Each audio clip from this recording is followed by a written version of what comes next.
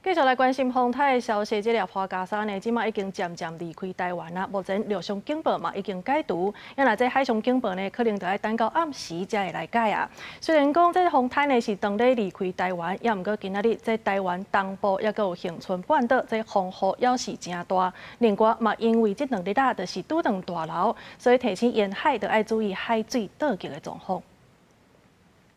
强烈风台花加沙豆豆咧离开台湾往西北西的方向去，气象署拍算上近拜二暗晡会解除海上警报，不过受到外围环流的影响，拜二食风的东半部有关是透风落雨，包括台东、花莲今仔拢停班停课。气象署表示，西半部嘛会落雨，到尾暗大台北依然的雨水会涨河，不过拜三、花东、恒春半岛的雨水也是真高。今天在花莲山区、台东山区和屏东山区可能会有大豪雨或超大豪雨，这3个地方也是我们列为降雨警戒的区域，这些地方可能会有超大豪雨出现，请这边的朋友们要特别的小心。另外，在花东的平地、宜兰山区、高雄山区可能会有豪雨或大豪雨。